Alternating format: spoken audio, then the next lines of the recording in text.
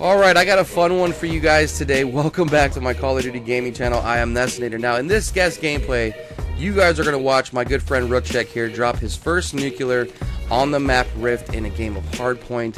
Now, the beginning of the game here is very funny because he's trying to troll me. We were having fun in the lobbies, joking around, and you can see right here in the beginning of this gameplay, he's trying to jump in my line of sight. He's trying to block me so I can't move out of the way of people shooting at me. And this whole time I'm laughing, I'm trying to kill people while he's trying to troll me. And this game just started off just, nonchalantly. We're just out there having a good time, not trying to play hard. And he ends up dropping a nuclear here with his Brecci 205 using the BlackJack specialist. He gets the Ripper quite a few times and does a lot of work with that Ripper. You'll see that here in this gameplay.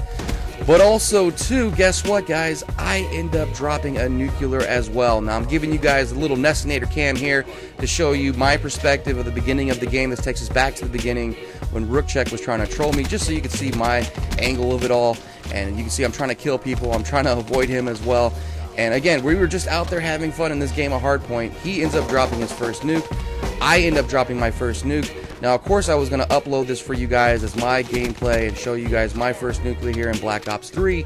But lo and behold, the theater did not record this game. Now, this theater mode for Black Ops 3 has been buggy since its release. It's still very buggy. It doesn't work that well at all. For those of you guys out there that try to make, your own videos using theater mode, the dolly cam, all that stuff, you know how glitchy this theater mode is here in this title. So what I guess is happening now is if the enemy team rage quits and they happen to have host, whenever that host rage quits, the theater ceases to record that game and it is no longer a complete game in your theater mode. So this game, I think it was only about 7.5 minutes that recorded out of a 10-minute game. So it did not record my nuclear. My nuclear was all the way through the course of the whole game, running around, trying to find people. Of course, this was a very slay-heavy game. Everybody's getting their kills. RookCheck, however, was able to get his nuclear here in the first 7.5 minutes, so I was able to salvage his gameplay out of it all.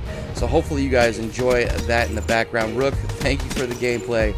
Try not to troll me so hard next time, man. I probably would have got mine in the 7.5 minute, little timeline we had there if I wasn't trying to avoid you half the game. But anyways, guys, enjoy the gameplay. Now let's get into a few things in this commentary that just happened. It just happened on PlayStation.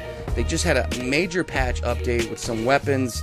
I'm not sure if it's going to hit Xbox right away or if it's going to hit us in the near future. Of course, it will hit us eventually, but I'm just not sure when. But the CUDA and the VMP received nerfs, both of them receiving big nerfs here. The CUDA, the 3 and 5 hit kill range was reduced, so it's not as much of a melt machine anymore as it used to be. Again, I'm not sure if this is live on Xbox. I will use the CUDA to see if I feel the difference. I have been feeling it's been a little bit weak lately. I have been using it quite a bit, and I don't know, it's been feeling weak for me, so I'm not sure if we got the patch and we just don't know it yet, or if this is across all platforms. Now, the VMP also received a nerf. It has increased recoil, so the increased recoil is going to make it a little bit tougher to manage in those long-range situations. Of course, this is going to be a pretty major nerf here. I mean, a lot of people out there use the VMP. It's a go-to try-hard weapon for a lot of people, and I'm curious to see how the MLG circuit takes to this as well. I mean, having increased recoil on that gun is going to make it a lot more tougher to get those pinpoint shots there with that VMP. Now, the thing that was buffed in the SMG category was the Vesper. The Vesper got a reduction in recoil, so I think I'm going to take the Vesper out for a spin sometime this weekend to see if I feel like it used to be. It used to be semi-accurate, but it was a melt machine. So I'm definitely going to go into using the Vesper. I think the Vesper and the Weevil are probably going to be some go-to SMGs nowadays, now that these very popular SMGs, the CUDA and VMP, are receiving all these nerfs. I think they've received about 3 straight nerfs, both of those guns. So, I don't know if this is Treyarch's way of trying to balance the weapon so people don't use it as much.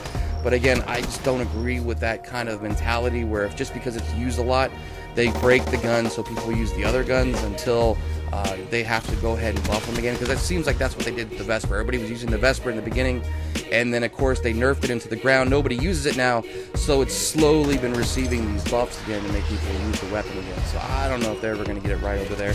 Anyways, going into some specialist nerfs and buffs, the Tempest, my favorite specialist weapon here in the game, received a nerf. It has a reduced beam size, so I'm assuming that it's going to be a little tougher to get those long distance shots there with the Tempest. Again, I haven't felt these nerfs as of yet. I haven't used the Tempest. I've been using Heatwave a lot, trying to get all of my DLC melee weapons dark mattered.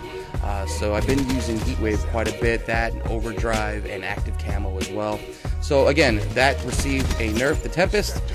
What did receive a buff is the Sparrow. The Sparrow got an increased arrow charge time speed, so you could shoot them out faster, and also too, the rapid fire rate was also increased.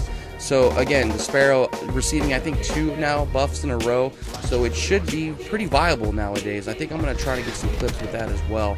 So again, guys, those are some of the things. I will put all of these patch notes links down in the description below, so you guys can check them out for yourself. Let me know what you think, what should be buffed, what should be nerfed. If anything, should they keep doing this, or should they stop nerfing and buffing weapons? To be honest, I think they were pretty good where they were at, but I think this is going to continue throughout this game's lifespan. Some other things that did receive major buffs were a lot of DLC weapons, which I'm not sure how that's going to sit with some people out there. Anyways, guys, in the end, thanks for all your views, subscribes, and likes. RookCheck, thanks for the gameplay. I'll see you guys on the next one, and I am out.